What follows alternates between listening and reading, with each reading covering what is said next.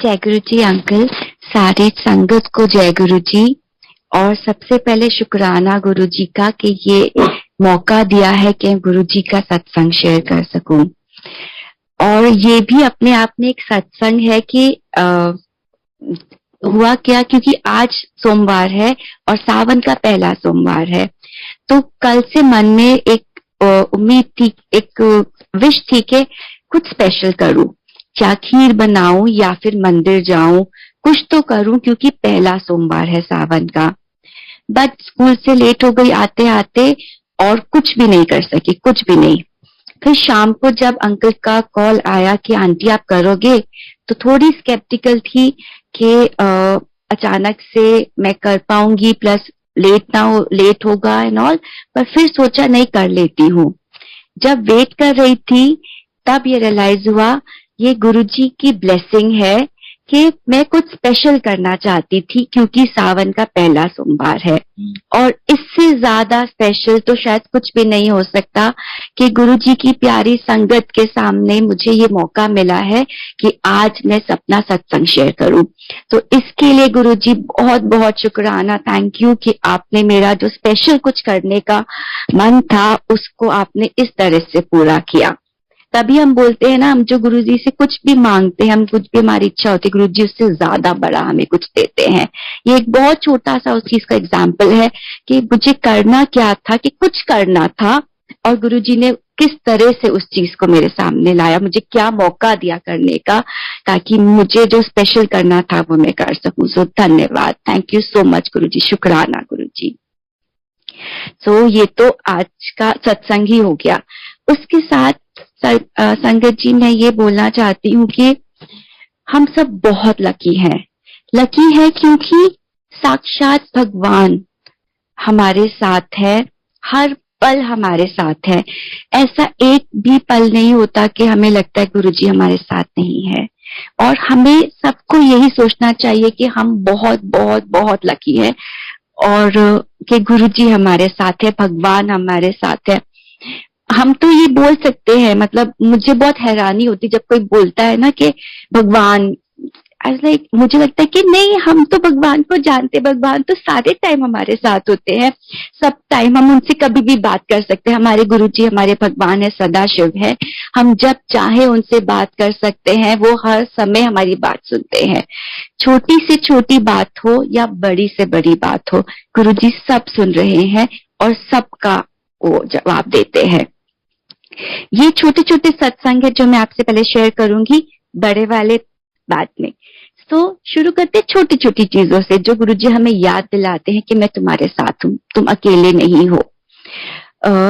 एक दिन ऐसे ही व्हाट्सएप पे कुछ खोला था तो देखा गुरुजी की पुराने जो पिक्चर शेयर हो रही थी। तो एक ऐसी पिक्चर थी गुरुजी की जिसमें गुरुजी की संगत को प्रसाद दे रहे थे अपने हाथ से। मुझे भी ऐसा मौका मिला है कि हाँ, गुरुजी ने को देखने का और उनसे प्रसाद लेने का। पर उस दिन ऐसा लगा कि गुरुजी मुझे भी आपके हाथ से प्रसाद लेना है फिर से, अब बहुत टाइम हुआ, मुझे भी लेना है। कि ये क्या बात हुई, आप ऐसे चले गए हो कि मुझे आपके हाथ से प्रसाद लेना है। जिद आ जाती है ना बच्चों को कि मुझे भी आपके हाथ से प्रसाद लेना है। तो खैर सो गए। तो गुरुजी ने दर्शन दिए और रात को जब गुरुजी ने दर्शन दिए, हम गुरुजी का सपना तो नहीं ले सकते। अगर हमारा मन करे तो हम रोज गुरुजी के सपने ले, पर वो हो नहीं सकता जब तक गुरुजी ना चाहे। तो गुरुजी ने अपना दर्शन दिए और अपने हाथों से प्रसाद दिया। सो छोटी सी चीज थी, एक बच्चे की जिद थी, गुरुजी ने अपनी बच्ची की जिद को पूरा किया इस तरह से और अपने हाथों से जब दर्शन देके प्रसाद दिया। तो आप सोच सकते हैं जब मैं सुबह उठी तो मैं किस तरह से फील कर रही थी कि कैसे वो हमारे पिता हैं, वो सब कुछ है और हमारी छोटी छोटी बातों को सुनते हैं। ऐसे ही एक बारी एक पिक्चर को देखते हुए जिसमें एक आंटी गुरुजी के पैर दबा रही थी, हाथ दबा रही थी, कुछ आज से देखा तो लगा कि ये कितनी लकी है कि उनको गुरुजी को छूने का मौका मिला, कि गुरुजी के हाथ दबाने का। गुरुजी से प्रसाद तो लिया है बट कभी उनको से टच नहीं कर रहा था किया कभी, तो मन में ये आया कि कितनी लकी है ये कि गुरुजी को टच कर सके, वो गुरुजी को हाथ लगा रहे हैं। अगेन वही, गुरुजी कैसे जवाब देते हैं, मन की इच्छा थी, गुरुजी ने कैसे पूरा किया। गुरुजी ने सपने में दर्शन दिए और मुझे बोला, ले छू ले अब मेरा हाथ पकड़, और मैंने उनका हाथ पकड़ा। सो थैंक यू गुरुजी, आप हमेशा ये याद दिलाते हो कि आप हमेशा हमारे साथ हो और हर हमारी बात सुनते हो। एक बार बहुत दुखी थी, बहुत सैड थी और गुरुजी से लड़ रही थी, नाराज थी कि नहीं आप मुझे प्यार नहीं करते हो, आप मुझे प्यार नहीं करते हो। अगर मतलब आप मुझे बताओ कि आप मुझे प्यार करते हो, अगर आप करते हो तो आई वॉन्ट टू नो, आप मुझे बताइए कि आप मुझे प्यार करते, नहीं तो मैं बहुत सैड थी कि नहीं आप मुझे नहीं प्यार करते, मुझे से ये शिकवा था। और जब मैं उनसे ये शिकवा कर रही थी, उनसे ये नाराजगी जता रही थी कि आप मुझे प्यार नहीं करते हो, उसके बाद मेरे पास एक मैसेज आता है और ये मैसेज इंग्लिश में है। मैंने उसके लाइंस थोड़ा सा, मैंने वो मैसेज सेव करके रखा हुआ है कि गुरुजी ने ये मैसेज मुझे भेजा था। उस मैसेज में लिखा था, ये P ever considered that Guruji has fallen in love with you. और उस मतलब कि आपने कभी सोचा है कि गुरुजी आपसे मतलब you know he fallen in love, वो आपसे आपके प्यार में है और आपसे प्यार करते हैं। एंड वो एंड हुआ था मैसेज ऐसे, इसमें लिखा हुआ था, whenever you want to talk he listens, he is crazy about you, he is taking good care of all of your needs. तो उसमें था कि गुरुजी आपके लिए क्रेजी है और वो आप जब बोलना चाहते हो आपकी सब बात सुन रहे हैं और वो आपकी सब नीड्स को फुल का ध्यान रख रहे हैं। तो वो सुन के आप, ये देख के आप समझ सकते हैं कि मेरा क्या क्वेश्चन था कि आप मुझे बताइए अगर आप मुझे प्यार करते हैं। और उस मैसेज के थ्रू गुरुजी ने मुझे जवाब दिया कि वो मुझे कितना प्यार करते हैं। आई एम श्योर आप सबको ये चीज आपने कहीं ना कहीं महसूस की होगी कि हमारे हर पे बार बार, और ये सबको यही कहती हूँ कि जब कोई मुझसे गुरुजी के बारे में पूछता है तो मैं यही बोलती हूँ कि वो हमारी हर छोटी से छोटी सी चीज का ख्याल रखते हैं और हर बड़ी से बड़ी चीज, कोई प्रॉब्लम आती है तो उसको रोक लेते हैं और अगर कुछ परसेंटेज हमको उसको सहना भी पड़ता है तो वो हमको शक्ति देते हैं कि हम उन सारी प्रॉब्लम्स को हम। अच्छा, मैं कंटिन्यू करती हूँ, आई होप आप सब सुन पा रहे हैं। अब हम बात करते हैं जब बड़ी मुसीबत जब हमारे ऊपर कुछ आती है तो गुरुजी कैसे हमारी मदद करते हैं। मेरे फादर की डेथ हो गई थी जब मैं फर्स्ट ईयर कॉलेज में थी। मेरा एक छोटा भाई है और मेरी मॉम एक हाउसवाइफ है और मेरे फादर की जब मेरे पापा की डेथ हुई थी उसके कुछ टाइम बाद ही मेरी मम्मा को किसी ने गुरुजी के बारे में बताया था और उन्होंने जाना शुरू किया और वो हमको भी ले गए थे। तो और मम्मा ने बहुत बहुत मेहनत करी और क्योंकि वो हाउस वाइफ थी, पहले उन्होंने ऐसे काम नहीं किया था, बट पापा की डेथ के बाद उन्होंने अपना एक बिजनेस शुरू किया बहुत मेहनत करके। बाय गुरुजी's ग्रेस, गुरुजी की भी कृपा है कि अब उनकी खुद की शॉप है और बहुत अच्छे से उन्होंने अपनी गुरुजी ने मम्मा को हौसला दिया कि वो अच्छे से हमको भी सेटल कर सके और खुद भी सेटल हो सके। तो मम्मा ने बहुत मेहनत करी और अच्छे से सब किया। और 2010 में मम्मा को कैंसर डायग्नोज हुआ। तो आप सोच सकते हैं कि हमारे लिए तो मम्मा ही हमें दिखती थी। सो जब उनको कैंसर डायग्नोज हुआ तो वो कैसा रहा होगा। मेरा भाई मुझसे छोटा है और उस समय मैं जॉब तो कर रही थी बट स्टिल पापा नहीं थे, बट फैमिली थी जो सपोर्टिव थी। मैं चाचू एंड ऑल वो बहुत सपोर्टिव थे। फिर भी अब पता चला है कैंसर है, ट्रीटमेंट कहाँ से करे, कैसे करे। अपनी तरफ से फ्रेंड्स एंड ऑल सबकी हेल्प लेके बहुत कोशिश करी कहाँ जाए ट्रीटमेंट के लिए। आप समझ सकते हैं बहुत बहुत परेशान थे। गुरुजी को बहुत क्वेश्चन भी कर रहे थे, गुरुजी आपने क्यों कर दिया ये, ऐसा क्यों किया आपने। उस समय आते हैं ऐसे ख्याल नहीं आने चाहिए, पूरा विश्वास रखती तो जितनी परेशानी हुई थी वो भी ना होती। बट एनीवेज, तो बहुत अपनी तरफ से हाथ पैर मारे, किसी ने बोला दिलशाद गार्डन जाओ, दिलशाद गार्डन भी जाते थे। हम मेहरोली में रहते हैं, सो मेहरोली से आप सोचिए दिलशाद गार्डन जाना रोज वॉज नॉट इजी, काफी मुश्किल था। ट्रीटमेंट वहां स्टार्ट हुई थी तो जाना पड़ता था, चाचू साथ में जाते थे, पर वो भी कब तक जाते, उनकी भी जॉब थी। एनीवेज, स्टार्ट होना शुरू हुआ।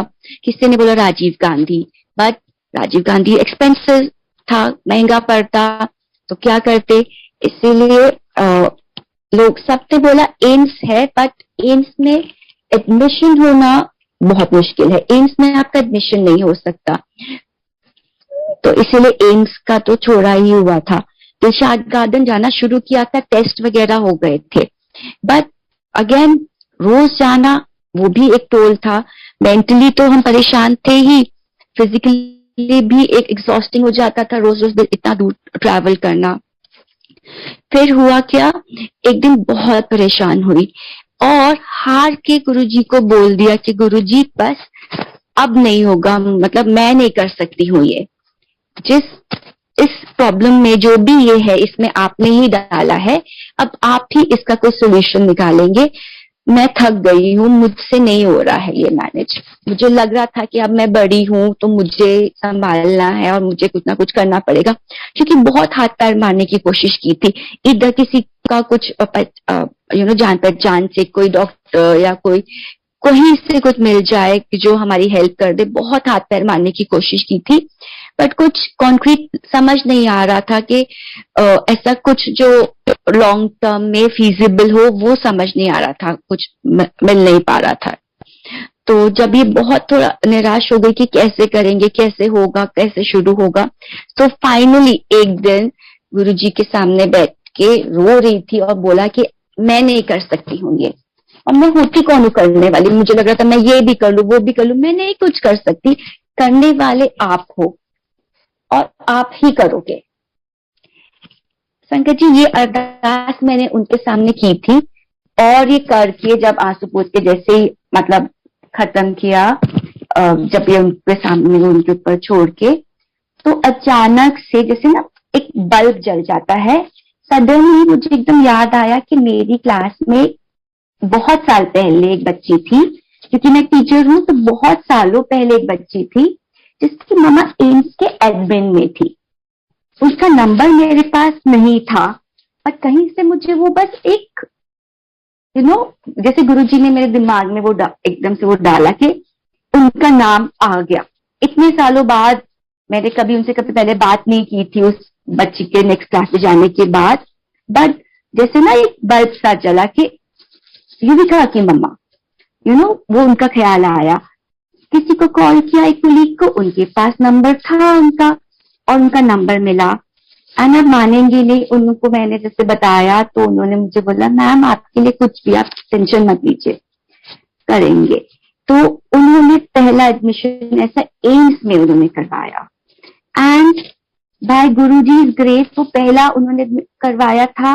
उसके बाद छोटी मोटी आप एम्स जैसी जगह पे जाते हैं तो थोड़ा बहुत तो होता है, बट गुरुजी की कृपा से हमको कोई मेजर ऐसा हर्डल नहीं मिला एक बार जाने के बाद।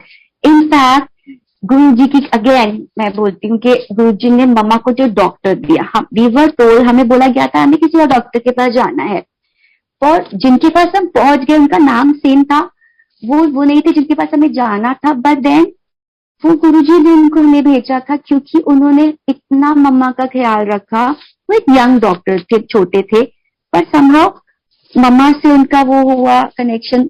मम्मा रो रही थी कि मेरे बच्चों का क्या होगा, कि अगर मुझे कुछ हो जाए, तो उन्होंने जैसे मम्मा को समझाया एंड ऑल, और उसके बाद पूरा मम्मा का ख्याल रखा पूरे टाइम जब तक उनकी ट्रीटमेंट चली। हम हमेशा उनसे बात कर सकते थे कि अच्छा ये हो रहा है, ये ठीक है या नहीं, और बहुत अच्छे से मम्मा का ट्रीटमेंट हो गया।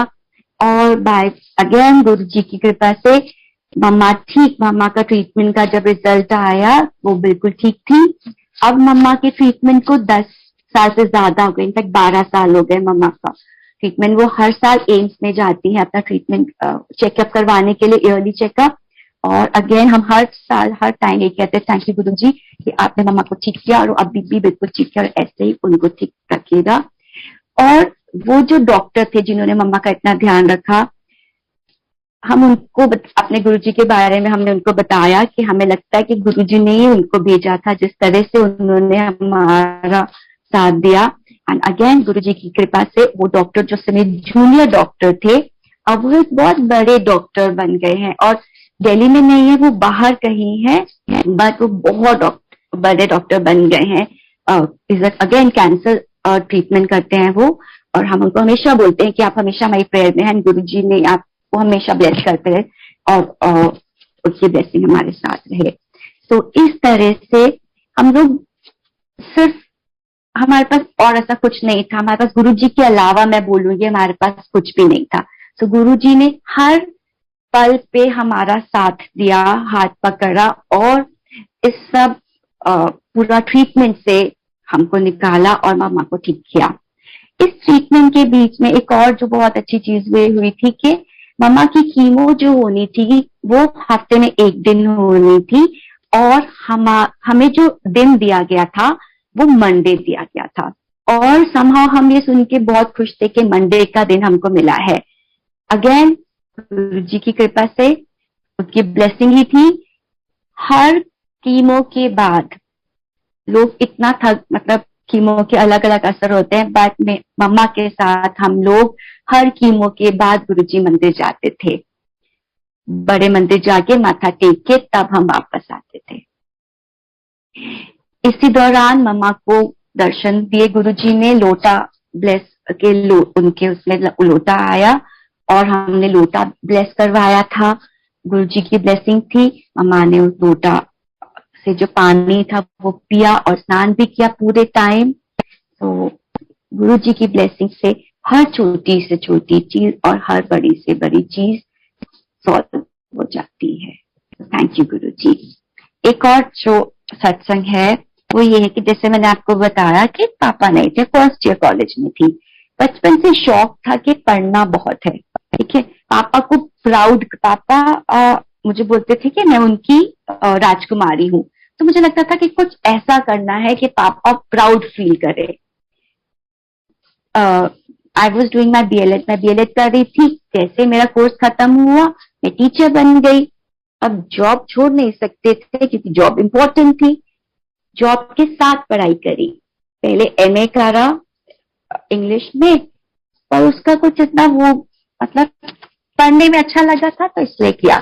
फिर बचपन में कभी ख्याल आया था कि सोशल वर्क करना है, तो पढ़ते पढ़ते जॉब के साथ ही कहीं से पता चला कि सोशल वर्क अब कॉरेस्पॉन्डेंस से स्टार्ट हो गया है। थोड़े टाइम के लिए चिदम्बरम जाना पड़ता है कॉन्टैक्ट प्रोग्राम, पर आप कर सकते हैं। तो बहुत खुशी हुई कि कुछ करने, जो सोचा था कभी ये करूंगी वो कर पाऊंगी। तो मैं चिदम्बरम गई, वहां से मैंने मास्टर्स ऑफ सोशल वर्क कर लिया। वो करने के बाद मुझे MPhil, मुझे किसी ने बोला कि आप आगे MPhil क्यों नहीं करते। मुझे लगा कि नहीं, मैं MPhil कैसे करूंगी। MPhil दिल्ली यूनिवर्सिटी में कितने सारे कैंडिडेट्स होते हैं जो MPhil के लिए अप्लाई करते हैं रेगुलर कॉलेज से, एंड ऑल ऑफ पूरी इंडिया में कितने बड़े बड़े कॉलेजेस होते हैं जहां से बच्चे पढ़ के आते हैं और वहां के एडमिशन के लिए ट्राई करते हैं। मैंने तो डिस्टेंस लर्निंग से सोशल वर्क किया है, मुझे तो वो सब आता भी नहीं है जो वो सब लोग करते हैं, बट थोड़ा प्रिपेयर किया, जितना कर सकती थी उतना प्रिपेयर किया, कहीं कहीं से हेल्प ली। गुरुजी हमेशा किसी ना किसी को भेजते थे हेल्प के लिए जो मुझे थोड़ा सा गाइड कर सके। ये चीज मैंने नोटिस की है, हम कभी भी कहीं भी प्रॉब्लम में फंसी हूँ या कुछ भी चाहिए, गुरुजी ने कोई ना कोई गाइड जरूर भेजा है। सो किसी ने हेल्प की एंड ऑल दैट, और अप्लाई कर दिया। और मुझे अभी भी ये लगता है, मतलब मुझे पता है, लगता है कि ये सच्चाई यही है कि किसी जिसने कॉरेस्पॉन्डेंस से कोई कोर्स किया हो, सोशल वर्क किया हो, उसको दिल्ली यूनिवर्सिटी के MPhil के रेगुलर प्रोग्राम में एडमिशन मिल जाना, इट वाज, वो सिर्फ गुरुजी ही कर सकते थे, गुरुजी की ही ब्लेसिंग थी कि और कुछ भी नहीं था। नहीं तो बिल्कुल भी आसान नहीं था। जब मैं पेपर दे रही थी, मैं लोगों को देख रही थी, तो मुझे लग रहा था कि कि कहाँ कहाँ से आए हैं ये, मतलब मैं यहाँ पे मैं कैसे, एक तो क्लियर ही कैसे करूंगी। क्लियर हो गया तो भी बहुत हैरानी थी कि क्लियर कैसे हो गया एंट्रेंस। एंट्रेंस क्लियर होने के बाद इंटरव्यू होता है, और वो भी जब क्लियर हुआ तो बस लगा कि ये गुरुजी ही चाह रहे थे कि मैं ये कर लूं, और मुझे अपॉर्चुनिटी मिली कि मैंने फिर जॉब से ब्रेक लेकर अपना एमफिल खत्म किया, शुरू किया और फिर खत्म किया। एंड और गुरुजी की कृपा से सिर्फ एमफिल ही नहीं, मैंने फिर आगे धीरे धीरे अपना पीएचडी भी खत्म किया।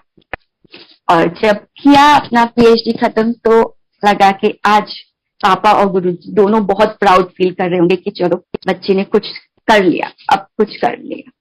तो धन्यवाद गुरुजी। कुछ भी ये मुमकिन नहीं होता आपके साथ के बिना, बिल्कुल भी नहीं। आप हो तो हम हैं, आपसे ही तो हम हैं। थैंक यू, धन्यवाद गुरुजी। एक छोटी सी और चीज शेयर करना चाहती हूँ। मेरा बेटा हुआ तो जैसे रात को सोता नहीं था, बहुत तंग करता था। कुछ कुछ प्रॉब्लम्स होती हैं आफ्टर डिलीवरी एंड ऑल, तो थोड़ा पेन एंड ऑल ये सब परेशान थी, बहुत परेशान थी और सो ही नहीं थी क्योंकि टांग से बहुत सारा तो गुस्सा थी कि गुरुजी क्या, मतलब कहाँ फंसा दिया, क्या हो गया ये एंड ऑल दैट। तब अगेन गुरुजी ने दर्शन दिए और बोला कि ये मेरा पुत्र है, तू इसका ख्याल रखी। उस दिन सॉरी बोला गुरुजी को, अच्छा मैं अब ऐसा नहीं बोलूंगी, मैं ख्याल रखूंगी। बट अब जब भी वो मुझे तंग करता है तो मैं यही कहती हूँ, गुरुजी आपका पुत्र है, प्लीज संभाल लो, मुझसे नहीं संभल रहा। So and by Guruji grace, बस यही प्रार्थना है कि गुरुजी जैसे हमको हमेशा संभाला, अपने चरणों में रखा है, आप उसको भी हमेशा अपने चरणों में रखना। हर संगत को जहां पे भी हम हैं, हम सब पे अपनी ब्लेसिंग्स हमेशा रखना, और हम सब बहुत बहुत लकी हैं कि आप हमारे साथ हैं। गुरुजी हमें कभी भी मत छोड़ना, बस एक यही अरदास हमेशा रहती है गुरुजी से, गुरुजी हमेशा अपने चरणों में रखना। धन्यवाद संगत जी।